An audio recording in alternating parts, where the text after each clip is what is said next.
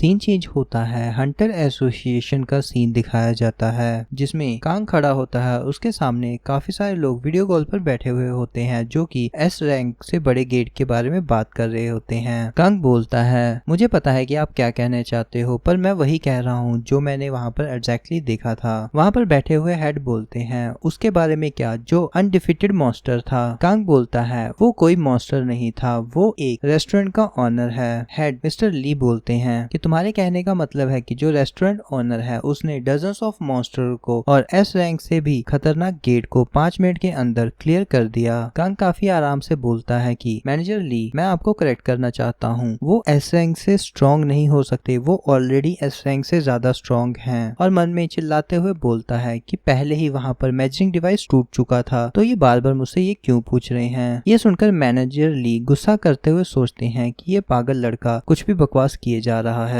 फिर मैनेजर ली अपनी टाई सही करते हुए बोलते हैं, मैं तुमसे फिर से पूछता हूँ रिटर्नी 21, क्या वॉरियर रेस्टोरेंट के ओनर ने ही एस रैंक के मॉन्स्टर्स को मारा है? कांग पासी लेते हुए बोलता है, मैं आपसे ये पहले ही कई बार बोल चुका हूँ, अगर फिर भी आपको इस बात पर बिलीव नहीं है तो आप क्यों ना ये कह दे कि उन सभी को मैंने मारा है। मैनेजर ली अपना सर पकड़ते हुए बोलते हैं, तुम्हें पता है ना ये कोई मजाक का मैटर नहीं है। कांग कंधे उचकाते हुए बोलता है, नहीं मुझे नहीं पता। और मैनेजर ली गुस्सा करते हुए टेबल पर पंच मारते हैं और बोलते हैं, एक पर्सन जिसके पास इतनी ज्यादा खतरनाक पावर है और शहर के बीचों बीच वो बैठा हुआ है, तो क्या तुम्हें लगता है ये छोटी बात है? पर कांग बिल्कुल कोल्ड लुक के साथ पीछे देख रहा होता है और हंसते हुए बोलता है, पर मैनेजर ली आप इसके बारे में थोड़ा सा ध्यान से सोचिए कि एक ऐसा आदमी जिसके पास इतनी ज्यादा पावर है पर पूरा टाइम वो हमसे छुपता फिर रहा है, पर वो जब से अर्थ पर आया है उसने खुद को एज ए रिटर्नी रजिस्टर्ड भी नहीं किया है, और अगर एसोसिएशन उसके साथ कुछ नहीं करना चाहती तो उसे छोड़ दो जो भी वो कर रहा है। ये सुनकर मैनेजर ली हैरान हो जाते हैं और बोलते हैं कि तुम कह तो सही रहे हो। ये सुनने के बाद कैंग खुश हो जाता है और ब्रैगिंग करते हुए बोलता है, क्योंकि वो एक सिर्फ नॉर्मल रेस्टोरेंट ओनर है और वो एक रिटर्नी भी है, तो जिसकी वजह से वो किसी से नहीं डरता और उसे तो हाइड करने की भी जरूरत नहीं है खुद को,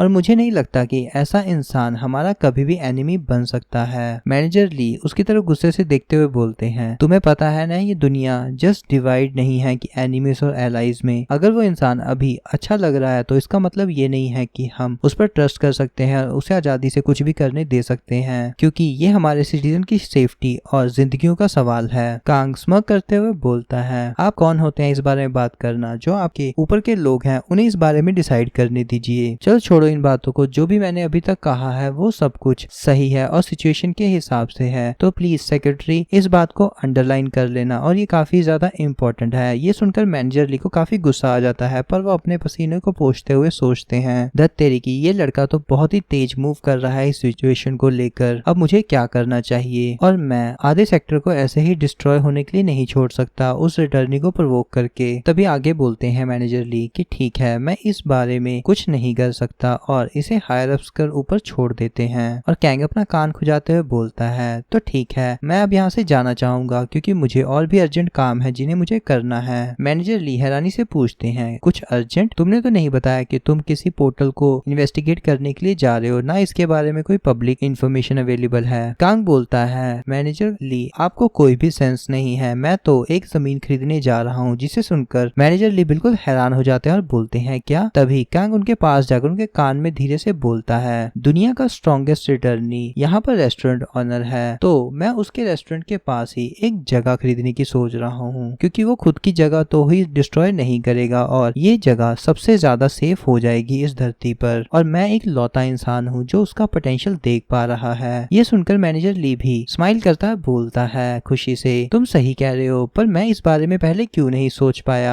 और अपने हाथ में फाइल उठा लेता है और अचानक से कैंग के सर पर मारते हुए चिल्लाता है, तुम गधे को क्या लगा था कि मैं इस तरह से रिएक्ट करूंगा? और ये इतना बड़ा मैटर है कि यहाँ पर सिटीजन की सेफ्टी की बात हो रही है और तुम एक जमीन खरीदने की बकवास कर रहे हो। कैंग के सर पर एक आलू आ जाता है और सर को मलते हुए वो धीरे से बोलता है, सिटीजन की सेफ्टी की बात तो ठीक है, पर मैं खुद के घर की सेफ्टी के बारे में नहीं सोच सकता क्या? ये सुनकर मैनेजर ली और चिल्लाते हुए बोलते हैं, अपना मुंह बंद करो, तुम काफी ज्यादा फ्रस्ट्रेटिंग हो। तभी सीन चेंज हो जाता है, हमें खुले मैदान का सीन दिखाया जाता है। कुछ लोग बात कर रहे होते हैं, क्या ऑर्डर उसके लेवल को नहीं मैच कर सकता? क्या जिस पर्सन ने हमें बचाया है वो एक रिटर्नी है? वो तो बिल्कुल ही अलग लेवल पर होगा। तभी एक सोल्जर सोल्जर मिन से पूछता है, क्या ये रिटर्नी का ही रेस्टोरेंट है? ये तो काफी नॉर्मल लग रहा है। मिन बोलता है, गाइस मैं तुम लोगों को कई बार वार्न कर चुका हूँ, बिल्कुल नॉर्मल रहना, बिल्कुल भी रूड होने की कोई जरूरत नहीं है। ये सुनकर सभी सोल्जर थोड़े से नर्वस हो जाते हैं और एक बोलता है, क्या सच में हम अंदर जाकर खाना ऑर्डर कर पाएंगे इस तरह से? तो जैसे ही वो अंदर जाते हैं देखते हैं कि संगवू सामने खड़ा होता है और वो सबको देखकर स्माइल करते हुए बोलता है, वेलकम, आप सभी का स्वागत है। और मिन इशारे में बोलता है कि मैं इनको यहाँ पर ले आया। और संगवू भी बोलता है, वेल डन, तुमने बहुत अच्छा काम किया। और मिन अपने मुंह पर हाथ रखते हुए बोलता है, थैंक यू सर, हम आपकी वजह से बिल्कुल भी चोटिल नहीं हुए। संगवू एक बड़ी सी स्माइल के साथ बोलता है, मुझे थैंक यू करने की